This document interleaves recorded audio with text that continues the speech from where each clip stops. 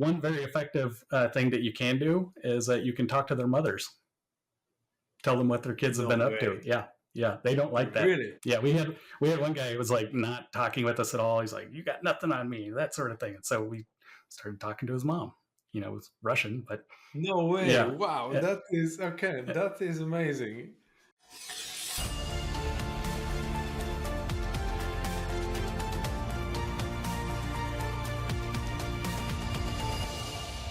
Welcome to Blue Team Diaries, the podcast that celebrates and honors the professionals who work tirelessly to defend their organizations and those who build tools to support defenders.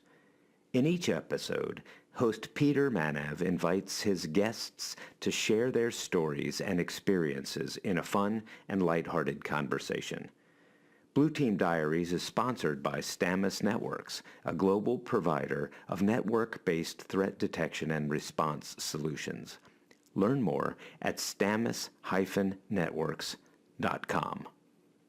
Hey, Danny Quist is the CTO of Unit 129 Inc., a security startup. Previously, he has worked at Redacted, Bechtel, MIT, Lincoln Laboratory, and Los Alamos National Laboratory as an incident responder, reverse engineer, and manager of security engineering. His primary interests are weird incident response problems, reverse engineering, strange malware, and managing security and engineering teams. Danny holds a PhD in computer science from New Mexico Tech. He has previously spoken at Black Hat, DEF CON, RSA, ShmooCon, and CactusCon. Hey, Danny, welcome. Quick question right off the bat. Can you please share with us a cool project that you've been working on recently? Well, there's a couple of big ones, but lately I've been learning how to reverse engineer Go malware. So I've been contributing patches and updates to various open source tools, and been having a good time looking at a lot of the binary diffing type thing. So that's been a good project. It's a lot of good things. I'm making a startup, so that's consuming all my free project time too. Free project time too. How do you get to free project time? How do you do that out of curiosity? Yeah, it usually involves a protracted unemployment period, but it's one of the things that I've done just over my career is that I take time to do things that I'm interested in. Not necessarily computers. I need to put it down for a while, but going and riding mountain bikes, or getting out and touching grass and looking, being in the sunshine and stuff like that. Right. Learning about mental health and all that. It's a approach to there. So I've got lots of other things that are not computer related going on. Yeah, totally agree. I mean, great to hear that. Good for you. Good for you. You mentioned reverse engineering and all that stuff, and that's usually a tough business to be in. I have the pleasure of knowing a few, you and a few of your colleagues as well, around that. And I'm assuming you get a malware binary and you start reverse engineering. A lot of things can potentially go wrong while you are reversing it. Mm-hmm. Can you share with us an oh crap moment, if possible, when you were actually doing something like that? Yes, I can. I've had so you're absolutely right. Looking at malware can be dangerous, especially if you don't take precautions or effects, or perhaps you're new to this whole computer thing and are just learning the ropes. Mistakes can be made. And I've been fighting this for 20 years, and one of my first virus samples was the Welchia and the Sasser samples. They were 2004, 2005. It was right out of college, and I was working at this huge laboratory, 40,000 employees and as many endpoints and even more supercomputers and that sort of thing. And I had the brilliant idea that if somebody was infected with a piece of malware, we turned their network port off. Logical. Yeah. So that relies on having accurate maps, and that was a great learning lesson, which is never trust anything written in Visio. PowerPoint is the liar's tool, but the Visio is the people that are maliciously liars. You cannot believe a network map made there. But It is. I found some ODays and 3COM switches in that process. I did not go into that trying to find ODays, but I did. And then, some of them involved driving around a large weapons testing laboratory the size of Washington, D.C., and flipping power on switches in racks in very awkwardly placed network closets. So that was a bad lesson. It's like, don't crash the entire network trying to get rid of malware.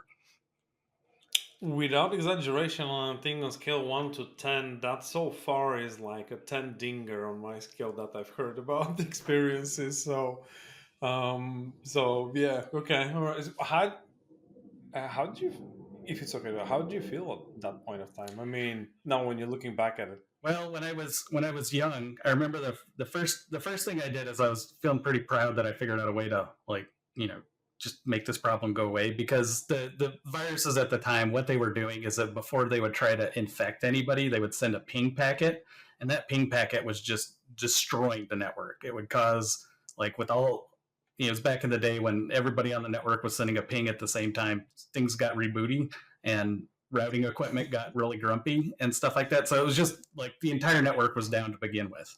And so it had been up and down and up and down. And then so somebody comes in and tells me, Danny, you crashed the entire network. And I was like, no, I didn't do that. That wasn't me. I couldn't have possibly done that. I'm just sending 0 byte UDP packets to every switch 200 times a minute.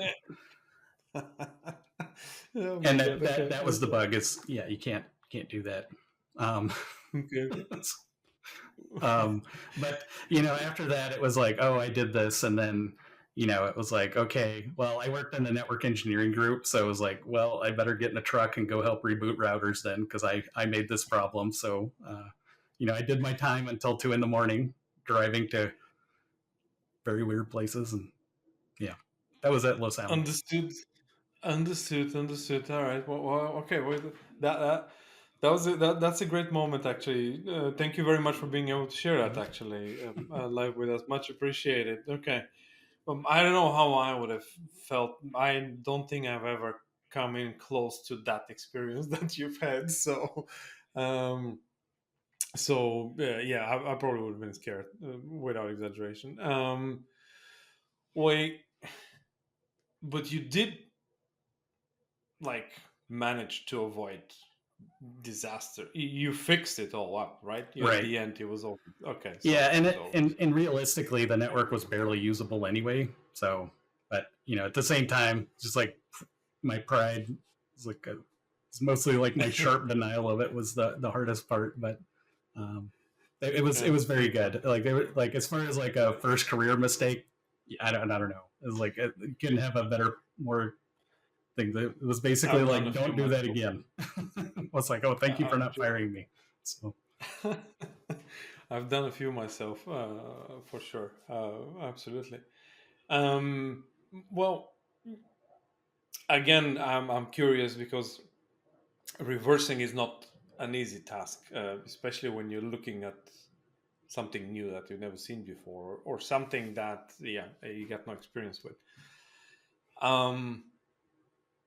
Out of curiosity, when you do reverse, what's your like favorite tool to go to that you use that you cannot live without? When that is probably the toughest question that you're going to ask. Well, so far, I'll tell you at the end, but that's a pretty good one, because it's a lot of it's situational, right?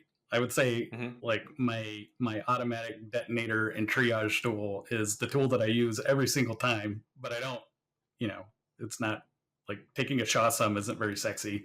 When it gets to actually like looking at code and understanding it, I really like the ergonomics of Binary Ninja.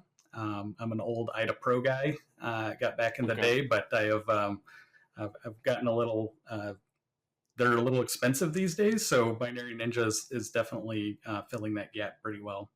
But there's sometimes where your favorite tool doesn't work. So, looking at some Go-based malware, IDA Pro is the best. You just have to use it. So you just have to have the flexibility to go between all of them and be able to get it. I do like Ghidra, but I don't like it. I mean, I use it and it helps me do my job and I find things from it, but there are coding crimes inside of there that the NSA knows about. Okay, Yeah, understood. you can't Understood. write that much Java without sacrificing something. So Okay, that's a problem. understood. Yeah. Right. Okay, but that's an interesting perspective. Thank you. Um, well, you're reversing malware. Sometimes you find something new, a new piece of, let's say, a binary or whatever code. Doesn't matter. Loader. It could be anything. Um, what do you actually, out of curiosity, what do you do if there's something novel, if that's something Mm-hmm. new? What is the? Can you help us and our audience to walk us through very high level? If okay, what's the process? Okay, you found something new you haven't seen before, or you have no information about it on Google. Let's say, Right. what's best to do? Yeah, that happens, and that is I've made a little bit of a career about that, but you get into a network, and especially like in my earlier career when I was working with the feds, that was definitely a thing. Is that like you would just get a new piece of malware thrown at you almost weekly, and it was custom compiled by your adversary. We like to think sitting across the pond in some other faraway country, Mm-hmm. and that sort of thing. But it was all brand new, right? But one of the things you have to keep in mind with all this is that like when you're looking at brand new stuff, that you're right, that is the worst case scenario for a reverse engineer. That means that I have to like think, which is I take a lot of I do a lot of work to avoid doing that, and then I got to like figure out where it came from and that sort of thing. And if it's brand new, that means you have to look at it the entire thing all the time. But this is the real world, and the laws of physics and software engineering apply to everybody writing software. And malware, at the end of the day, is software, and software is hard to write. We might get to this time where Chat GPT is going to write our malware for us, but so far, I haven't seen it. So that means that like people are actually writing the code to do this. And so, what do you do when you need to make a network connection? You don't write it from scratch. You use somebody else's code. You use that other piece of code that you used 10 times before on your other samples, and then you correlate and cobble together things, and steal things from GitHub that are open and available, the same way you write normal software. So like as you do that, you're going to be pulling in pieces that already exist. You're not like writing everything from scratch, because that takes time. And so what as a reverse engineer, the primary goal that I'm trying to do is I'm trying to figure out what is existing, like what existed, or what the compiler brought into it, and then what the malware author brought into it. And if I can find the code the malware author wrote, that's a lot less reading through complicated assembly and translating it and that sort of thing. And that's the real key there, is figuring out where to look in a big huge mess of a bunch of data. Right. Okay. And so, let's say a binary that you need to reverse engineer, or a piece of file that at the end turns out to be binary. Which one are the worst ones? Smaller ones, bigger ones? I mean, now you have all sorts of types of binaries, and Go starts to be more dominant just because it can pack everything in there. But then it becomes bigger. What do you see out of your experience? What's the worst to actually reverse engineer? What's the toughest? Well, the very worst, and I'll say this tongue in cheek, the very worst is writing normal Win32 C code that decompiles real easy. That is just I really don't like that. Like Okay. I'm just joking there. Like there's been some complicated things. Like a lot of the tools are built for C and C++ produced languages, and like the decompilers are getting good. Like you can nearly copy and paste into new code from those decompilers now. There's still problems, but we're getting there. Okay. So that's one area where it gets a little bit that makes the complication a little bit easier. But like when you get new languages, like I started looking at the Beyond Leon ransomware, pulling apart their encryptor, their command and control, all those. It's all written in Go. And there's a bunch of advantages. You've alluded to them, but Go compiles. You write one Go build command for all your platforms, and you get Windows and Linux and that sort of thing. You still have the DLL problem, and local library problem, but for the most part, you get a portable executable. which is great. The problem for the malware author is that portable Go executable is like 3 and 4 megs big. It's huge. And this is kind of size conscious, because the bigger the file, the longer it takes to move. The bigger the file, the more likely that it's going to take more time, the more exposure that you have, the more likely you are to get caught, and then the more awkward it is to move it. You want to get in, run your stuff, and get out, not get in, download your stuff, and then 10 minutes, then run it. That's the big thing. And like a lot of these languages, like Rust is another big one. I think that if there's not actually Rust malware out there, we'll see it real quick. But really, especially like looking at Beyond Leon, once you get all of the Go internals out of it and you figure out like what the libraries are that Go is bringing in, the code is like tiny, right? It's like right. 200 lines, and you can clearly see it was written with a 24 pack of beer and like maybe a hot dog, and that's basically how it was written, is over a weekend, because it's not complicated, right? But like getting to that point where you realize that like, oh, we're dealing with an amateur coder here who is like, this is their 4th or 5th time around a compiler. Like, you don't get that until you find out what they wrote, and that's really where the advantage is. Right, I get you. If that makes sense. No, it does.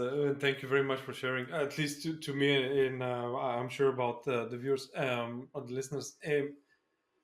You mentioned about malware actors or people that write that code and all that stuff, and there's all for different reasons. Some are for crime reasons, money, financial, or other, and so on. There is this kind of general feeling, I think, or perception, put it that way, that they're kind of untouchable. You know what I mean? So it's like, I spin up my VPN and Tor browser and I'm untouchable. Is that true? Well, it depends. The answer, of course, is no. Like, it is impossible. Okay. Like, if you're talking about securing your house, it is impossible to make a perfectly secure house. Is it like somebody can apply enough money and effort to get into your house, even if it involves like rolling a tank through the front door? So like, everybody is touchable, and everybody is findable.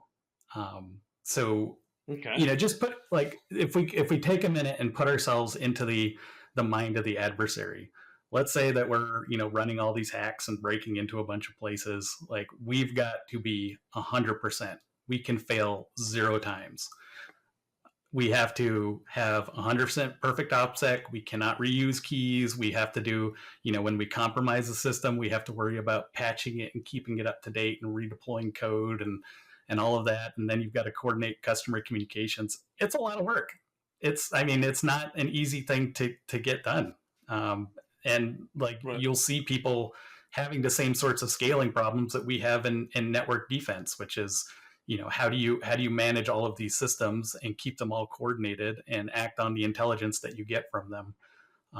So, finding them, it's they're human. They make mistakes. And right. There's always things. And, also going to that is, like, humans, we have things that, we want. We want money. We want to have a family. And, as much as we try to lionize these people, at the end of the day, this is a job to them, and they've got their own concerns and stuff like that, and a lot of them are scumbags, but sure. They're people. It's not like there is an unknowable AI force operating a keyboard in the background. Like, I've seen the best research on that to date. It is not good. It is a person that's operating this, and it is a person that is likely putting in a lot of hours, is very tired, and makes mistakes. So they don't make mistakes at first, but you've got to watch them, and you got to follow them, and look at their resources, and look at their Tor servers, and keep running the same types of security scans they're running on you against them, and then you can start to get a better idea of how they do their security, what they're watching for, and then you can find it in. You start getting some sort of a pattern observation, right, so to speak, and then you start. Okay, so I'm guessing that takes a lot of time, right? Because you have to go through that process. Yeah, patience is a virtue in any part of security, and this is no exception. And a lot of it is that like, while there's no hacking back, there is a lot of like Googling back. So you're using all of the public resources to figure out who this person is. But there's kind of some cheating shortcuts that can be taken, like especially on some of the smaller actors that we've come across, and primarily, in the commercial world is where we've had this. But like some of the smaller ransomware actors, there was a lot of commonalities. We spent a lot of time chasing after actors in Nigeria, and one of the things that we found is that it was like almost all of them had a rap career. They were all trying to get a recording contract at the same time, and so mostly they were That rapping is a about. very interesting observation. Wow. Okay. Yeah, Okay. mostly they were running scams, rapping about running scams against this, and like I guess that's what rap has in it, normal. But I was like, okay, and so that's an in, right? Somebody wants a recording contract. You can use that as leverage. These people also have mothers. On one person, what we've done is that we typically when you figure out who the person is, once you let them know that we know who they are and you show them what we have proving who they are, that's it. They usually just stop. But there's some other times where you have to get more creative, and usually that's using the legal mechanisms that you have available. But one very effective thing that you can do is that you can talk to their mothers, tell them what their kids have been up to. Yeah, they don't like that. Really? Yeah, we had one guy who was like not talking with us at all. He's like, "You got nothing on me," that sort of thing. And so we started talking to his mom. It was Russian, but No way. yeah. Wow. Yeah. That is okay. That is amazing. All right. And that helped actually. It did in that situation. I would love to say that Okay. works in all situations, but the people, especially the ones that run a lot of the larger ransomware organizations, this isn't their first time around the block. They know how OPSEC works. They know how to do all of this, and like their family usually has a pretty good idea of what they're doing by this point. So Okay. So you have to be a little would more you say forward. that sure, would you say that there's some sort of basically the same person? People are people, right? So you can have some that are just driven by, let's say, impulse things, just to put it on a very high level, and others are more structured, more disciplined, so to speak, and all that stuff. And those kind of personas or people, organizations will be the most difficult ones to get after. Does this actually describe it correctly? Yeah. I mean, personalities can do it, but the real thing that you find out is like once you start chasing after these people and run after them, is that you find almost like looking at yourself across the computer. It's somebody who's likes programming and hacking and breaking into things. And like, granted, I've gone on the defense side of things, but that is a person on the other end at the end of the time. So they have their weaknesses, and one of the weaknesses is being lazy. And that's a weakness of mine too, if I must be honest. I prefer to use marketing terms. Levi will like this, of being efficient. So efficient, okay. Sure, okay. And is there, in your view, is there any actual, do you see any drive of innovation in terms of malware techniques from persistent actors and things like that? Do you see like if you can share, of course, a consistent effort of improving, or it is more of a opportunistic, if it happens type of thing? What do you? I think that they're like the improvements that we're seeing are very minimal, and we are at a little bit of a cold war, I would say. It's like for a while we'll get better. We'll develop some defensive technique where we having antivirus on every computer everywhere just by default for free made a big difference. But at some point. At some point, it's like it like nothing has really changed as far as how the actor has broken into the system. The Win32 API is stable, right? The things that are changing are how you interact with it, the programs that you make to deal with those APIs. But at the end of the day, it's all the same. And on my side, it's like there's obfuscations, like they can hide their code, they can jumble it up and encrypt it and make it difficult. But I'll just eventually get that, because there's some fundamental weaknesses in this whole thing, which is that eventually it has to run on a computer, and if you don't use the Windows APIs, you're not going to be able to do things like write files or auto start in the registry or do anything. So there's kind of this lower common denominator that, number one, it has to run on the Intel CPU and it has to interact with the APIs or it doesn't do anything. And then given that, how you call those APIs, there's been some innovation there, injecting into other processes, process hollowing. Of course, we have rootkits and that sort of thing. But it turns out that, one of the best ways to hide is just not to hide, just act like a normal program. Right. Out of curiosity, long time ago, shall we put it that? Well, maybe not.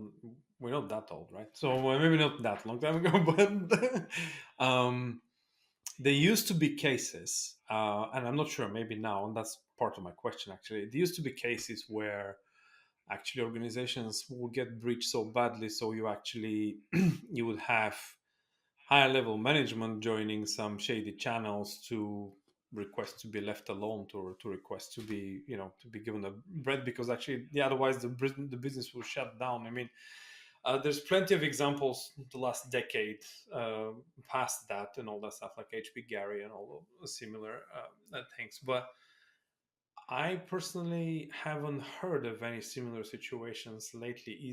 Do you think, is that because they don't exist anymore, those situations, or is it more because they're kind of, in your view, more because they kind of kept like quiet? the situation where the executives do the negotiation, or is it? Okay. Yeah. Most of what I've heard, and most of a lot of the people working in ransomware, they're doing a lot of that communication for you. That's part of the service that you pay for, is that you don't have to actually talk to them. But okay. I know that during some of our negotiations, the actors had been very insistent about bringing somebody from the company on board, which is always I've never had a CEO just be like, oh yeah, sure, I'll jump on. It's always pushback and it's always a pain and that sort of thing. The actor wants that because they can make a decision, but it's not so much like them getting involved like that. There's definitely an insulation component to it, but right. Okay, because that there used to be a few public cases back in the day, at least you can even find them now on Google and things like that for those cases back in the day. Anyway, so I was just curious. Okay, so if I gather it so far, bottom line, you will get caught, or the malware will get reversed. Yes. Is that yes a true state? Okay, cool. That's very, very soothing to hear, by the way. Very, very, very cool to hear and all that stuff. Have you ever, curveball question, if I may, and you might as well just say, Peter, shut up, don't, next question. Have you ever had a binary you couldn't reverse? I know where you're going with this, and there are some that I didn't want to, that I was just no, I can't, but I had to anyway, right? Yeah, I mean, so the thing is that if it's executable, eventually it has to make sense to the CPU, otherwise it crashes. And then if it crashes, it doesn't do anything. And if it doesn't crash, then it's playing by the rules, and that means that I can understand it. So it's yeah, but just to put the other side to that, there are some problems that money can't solve, but that is a money solvable problem. It's it's how much do you want to throw at this to understand what it is, and that sort of thing. And at some point, there's diminishing returns, of course. So, when I teach reverse engineering, it's always what are you doing this for? Why are you trying to develop indicators of compromise? Are you trying to find the actor himself or herself? Are you trying to eliminate infrastructure? What's the point? Are you trying to get a free video game of reverse engineering it, that sort of thing? Like, what are you doing? And like having those goals at the outset is very good, and I think that it makes things a little bit more tenable as far as getting things done. Understood. Yeah. And as I mentioned, that was a bit of a curveball question. Sorry, but thank you very much for the answer. Well, talking about it's a excuse me, it's a difficult job, right? So you're basically a defender, but you're kind of like in the trenches.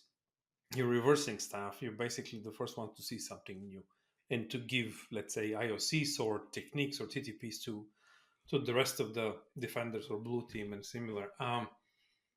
Like, if you have one piece of advice to give to someone thinking about becoming a cyber defender, what would it be? Be curious. You should like this. Like, this should be like setting up a home lab and playing with new technologies and trying new things as they come out. That should be fun. Like, if that's not fun, like, reevaluate your life. And there are plenty of people that can just, be like, oh, look, there's lots of money in cyber. I'm just going to go and drive hard in it. But that's a life of pain. And it's, it like, if you don't like this, then don't do something else. That's the big thing. It's like, you got to like it. And that's a personal call you got to make. If you like doing this, you can do whatever. Like, some guy will tell you, oh, you can't reverse this malware. It's the hardest thing. And then you're like, oh yeah. And then as long as you put enough time into it, you'll get somewhere with it. It gets you motivated, gets you going. Yeah. I mean, the very hardest things to reverse, just in all of time, are those. There used to be a lot of these demos where it would be like a graphical program you would load in DOS, and it would use like Gravis ultrasound and play things. They were all just like handwritten assembly, very, very like hard and gnarly, using like processor side effects to get just a little bit more performance out of them. Those are incredibly difficult to reverse engineer, and those give me problems to this day. So you mean like Duke Nukem and Doom 2 type of thing? No, I'm only joking. Before that, it was like people would have like techno music and then like psychedelic images on the screen. I'm really dating myself. This is like the 90s when this was happening, is a big thing. Okay. But whoever was writing the assembly for those was just crazy. And also, the old video games, like you mentioned, they had to do some insane things to get the things animated in pixels right, and the perfect shading and transitions and that sort of things. Like, video games are like some of the most complicated code that's out there. And that took a lot of dedication too, by the way. So to make it back in the day like that, I would assume. I never wrote video game code, but yeah. But so how did you end up in cyber, actually? What motivated to work? How did it happen? Well, so I was always computer science. That's where I got my degrees. I was in that, and I took my first job out of school was at IBM. I was writing mainframe software code, and I was miserable.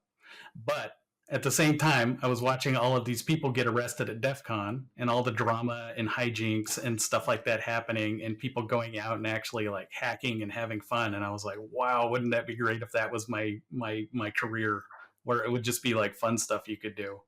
And then after 8 long months of that, I just said, you know what?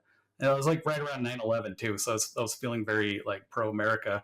And so I was like, you know what? I'll just go, I've got friends that worked at the government at an internship, and I went with them, and, didn't have experience back then. I don't think many people did, but they trained you. And that was basically it. It was just, super interest in what's going on, like computers in general, and then applying that to where it's going. Sure. And is there anything you think that is scarier than actually is, which will be stopping people from pursuing a career in cybersecurity? You have a lot of experience there, obviously. So what do you say? The biggest thing that I run into is the imposter syndrome. And that is not just new people that are coming in. That is like people that have been in this industry for 20 years, 30 years.